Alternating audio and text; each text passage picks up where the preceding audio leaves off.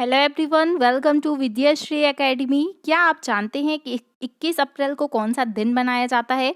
तो 21 अप्रैल को मनाया जाता है राष्ट्रीय सिविल सेवा दिवस, नेशनल सिविल सर्विस डे। इस वर्ष की थीम क्या है, इसको मनाने के पीछे इतिहास क्या रहा है, क्या इसका महत्व है, और भी इससे रिलेटेड जो भी इम्पोर्टेंट फैक्ट हैं एग्जाम के लिए, उन सभी को हम पढ़ने वाले हैं। चूँकि आप में से बहुत सारे लोग सिविल सर्वेंट बनना चाहते हैं, तो आपको ये सब पता होना बहुत अधिक ज़रूरी है, क्योंकि यह दिन जो है वो सिविल सेवक नागरिकों के लिए समर्पित है और उनकी अपने काम के प्रति क्या प्रतिबद्धताएँ हैं, क्या उत्कृष्टताएँ हैं, जिसको लेकर वो राष्ट्र के विकास में अपना योगदान निभाते हैं, वो सब आज हम डिस्कस करने वाले हैं। तो याद रखिएगा, सबसे पहला क्वेश्चन तो यही बन सकता है कि 21 अप्रैल को कौन सा दिवस मनाया जाता है? तो वो मनाया जाता है राष्ट्रीय सिविल सेवा दिवस। इसको मनाने की शुरुआत कब से हुई है? तो ये 2006 से मनाया जा रहा है। ये फैक्ट भी आपको याद रखना है। देश में विभिन्न सार्वजनिक सेवा विभागों में लगे हुए अधिकारियों को काम स्वीकार करने के लिए हर साल 21 अप्रैल को यह दिवस मनाया जाता है।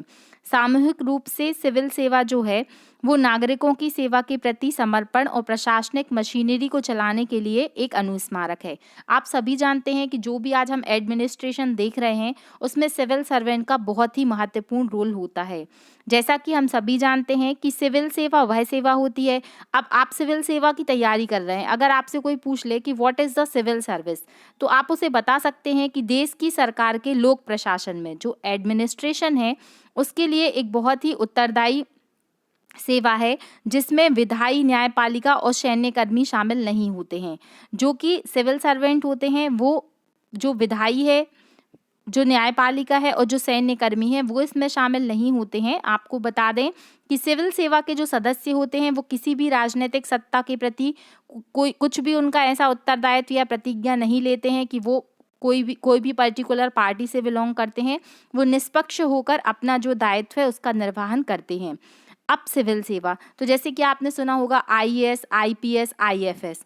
तो भारत में सिविल सेवा में आपको याद रखना है कि आईएएस भारतीय प्रशासनिक सेवा, आईपीएस भारतीय पुलिस सेवा, और यहाँ पर याद रखिएगा ये जो आईएफएस है इसका मतलब इंडियन फॉरेस्ट सर्विसेज नहीं है, ये है इंडियन फॉरेन सर्विसेज। राष्ट्रीय विदेश भारतीय विदेश सेवा और अखिल भारतीय सेवाओं और केंद्रीय सेवाओं के जो भी समूह 1 मतलब ग्रेड 1 और ग्रेड बी की एक व्यापक सूची होती है, वो सभी अधिकारी इसमें सम्मिलित होते हैं। तो 21 अप्रैल को समर्पित है सिविल सेवा के लोगों को उनकी अनुकरणीय सेवाओं को याद करने वाला दिन। जो भी सिविल सर्वेंट अपनी जो नौकरी के दौरान बहुत अच्छा काम करते हैं या उसके बाद भी बहुत अच्छा काम करते हैं, तो उनके इस प्रयास को सम्मानीय तरीके से उनको पुरस्कृत किया जाता है और बहुत सारी एक्टिविटीज़ आज के दिन आयोजित की जाती हैं। अब कोई भी चीज़ हम पढ़ते हैं तो हमें उसका इतिहास, उसका हिस्ट्री, उसका बैकग्राउंड पता होना बहुत अधिक ज़रूरी है। तो सिविल सेवा शब्द जो है वो कहाँ से आया है? तो ये ब्रिटिश काल का शब्द है, जब ब्रिटिश ईस्ट इंडिया कंपनी ने नागरिक कर्मचारी प्रशासनिक कार्यों में शामिल थे तो उन्हें लोक सेवक के रूप में जाना जाता था। अब यहाँ पर जो प्रीलिम्स में क्वेश्चन बनता है वो बनता है कि ये जो सिविल सर्वेंट है, सिविल सेवा है, उसको लाने का श्रेय किसे दिया जाता है? तो इसकी जो नींव रखी थी वो रखी थी वॉरेन हेस्टिंग। ये नाम आपको याद कर लेना है, वॉरेन हेस्टिंग। और बाद में चार्ल्स कॉर्नवालिस के द्वारा इसमें क्या किए गए, बहुत अधिक सुधार किए गए थे। इसीलिए भारत में सिविल सेवाओं का जनक या father of civil services in India किसे कहा जाता है? तो वो है चार्ल्स कॉर्नवालिस। ये नाम आपको याद रखना है और ये क्वेश्चन एग्जाम में पूछा जा चुका है। फिर 21 अप्रैल की बात करते हैं तो 21 अप्रैल की तारीख को 1947 में उस दिन को मनाने के लिए चुना गया था जब स्वतंत्र भारत के पहले गृह मंत्री, मतलब ये कौन है, जिन्हें लौह पुरुष सरदार वल्लभ भाई पटेल जी के नाम से जाना जाता है, उन्होंने दिल्ली के मेटकॉफ हाउस में प्रशासनिक सेवा अधिकारियों के जो परीक्षार्थी थे उनको संबोधित किया था। ये क्वेश्चन यूपीएससी भी पूछ चुका है, मेटकॉफ हाउस वाला। तो याद रखिएगा कि सबसे पहले ये कहाँ पर है, मेटकॉफ हाउस, ये है दिल्ली में। सरदार पटेल जी जो कि स्वतंत्र भारत के पहले गृह मंत्री थे, उन्होंने जो भी प्रशासनिक अधिकारी थे, जो एस्पिरेंट थे, उनको क्या किया गया था, संबोधित किया गया था। उन्होंने सिविल सेवकों को क्या कहा है, स्टील, भारत का स्टील फ्रेम कहा है। मोस्ट इम्पॉर्टेंट फैक्ट है ये कि भारत का स्टील फ्रेम सिविल सर्वेंट्स को किसने कहा है? तो वो कहा है सरदार वल्लभ भाई पटेल जी ने। ये नाम आपको याद रखना है। यानी सिविल सेवक जो हैं वो विभिन्न विभागों में या सरकार में विभिन्न स्तरों में काम कर रहे हैं और वो पूरा जो एडमिनिस्ट्रेशन है, जितनी भी एडमिनिस्ट्रेशन की जो व्यवस्थाएं हैं उसमें क्या करते हैं, स्तंभ की तरीके से काम करते हैं, एज अ पिलर काम करते हैं। इसीलिए उन्हें भारत का स्टील फ्रेम कहा गया है। ये क्वेश्चन आपको इंटरव्यू में भी पूछा जा सकता है, क्योंकि जैसे अभी MPPSC के इंटरव्यू हैं या UPSC में भी ये क्वेश्चन पूछा गया है। तो 21 अप्रैल को ही राष्ट्रीय सिविल सेवा दिवस क्यों मनाया जाता है, ये क्वेश्चन भी आपके माइंड में आना चाहिए।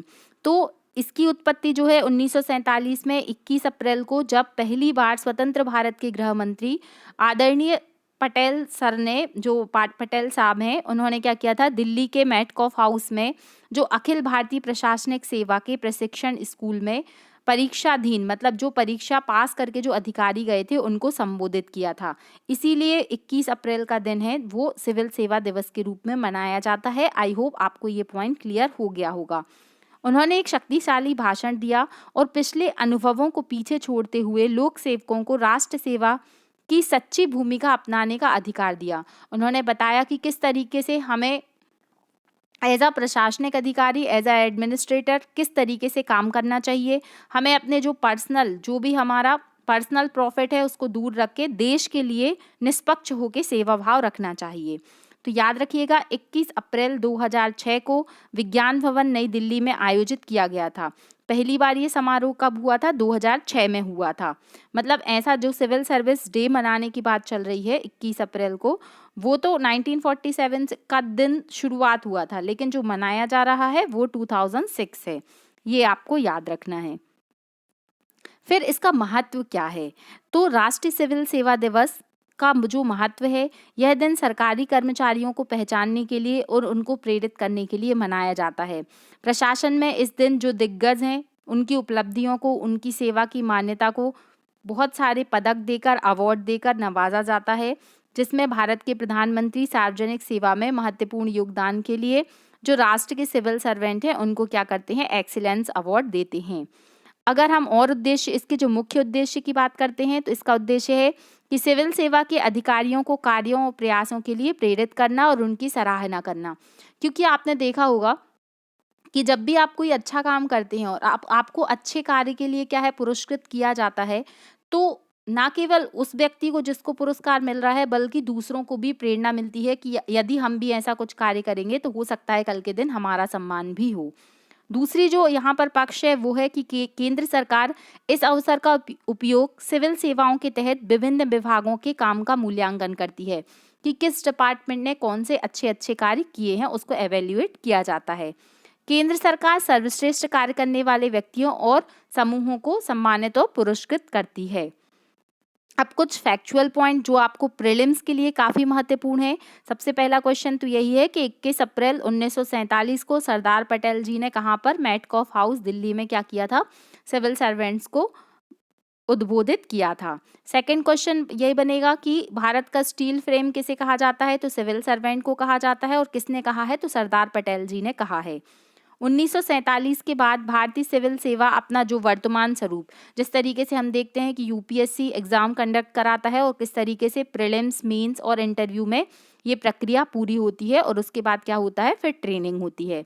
भारत में प्रवास करने वाले प्रथम कौन से भारतीय थे जिन्होंने सिविल सर्विस की परीक्षा उत्तीर्ण की थी, तो वो थे सत्येंद्र नाथ टैगोर जी। इनका नाम भी याद रखना है। एक IAS अधिकारी के पास सबसे वरिष्ठ पद जो होता है वो कैबिनेट सेक्रेटरी का होता है। जो कैबिनेट सचिव होते हैं, तो जो सबसे हाईएस्ट रैंक के IAS ऑफिसर होते हैं, वही आगे चल के कैबिनेट सचिव की भूमिका निभाते हैं। आपसे क्वेश्चन पूछा जा सकता है कि फर्स्ट IAS इन इंडिया, वो है अन्ना जॉर्ज। अन्ना जॉर्ज का नाम आपको याद रखना है। अन्ना जॉर्ज मल्होत्रा IAS पद संभालने वाली भारत की प्रथम महिला थी।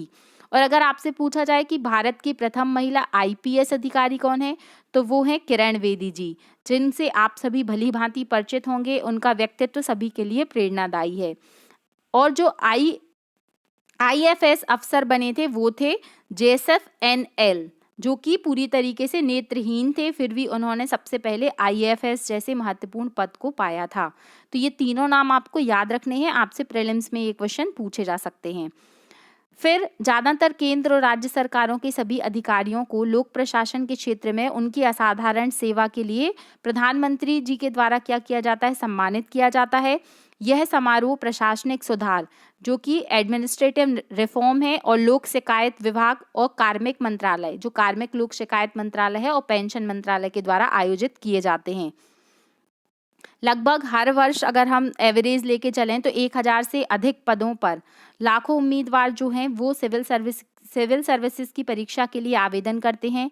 लेकिन हम इस बात को नज़रअंदाज नहीं कर सकते हैं कि सिविल सेवा वह स्तंभ है जिस पर सरकार देश की नीतियों और कार्यक्रम चलाती है।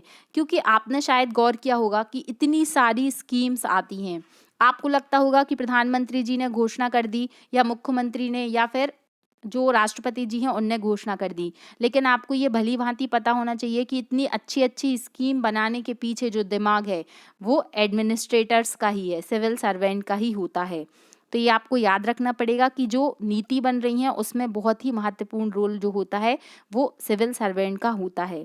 इसलिए जब भी आप कोई भी प्रॉब्लम पढ़ते हैं, जैसे आप न्यूज़पेपर एनालिसिस पढ़ते हैं, तो हमेशा आप अपना अप्रोच इस तरीके से डेवलप करें अगर आप सिविल सर्वेंट एक्चुअल में बनना चाहते हैं कि ठीक है ये मेरे पास प्रॉब्लम है, अगर मैं आईएएस होता या आईपीएस होता तो मैं इस प्रॉब्लम को कैसे सॉल्व करता। तो हमेशा अगर आप ये सॉल्विंग अप्रोच लेके आगे बढ़ेंगे, सोचेंगे, तो जब आप सिविल सर्वेंट बन जाएंगे तो फिर आपका जो है नज़रिया काम करने का होगा वो कुछ अलग ही होगा। तो आई होप आपको ये सिविल सर्विसेज डे के बारे में बहुत सारे जो नए एस्पिरेंट्स हैं उनको उत्सुकता रहती है कि किस तरीके के एग्ज़ाम होते हैं, क्या ये सर्विसेज होती हैं, तो आप देख सकते हैं। आपको आई होप ये जानकारी अच्छी लगी होगी। आप सभी को ढेर सारी शुभकामनाएं। बहुत अच्छे से पढ़ें और अपना सपना पूरा करें, अपने माता पिता का सपना पूरा करें।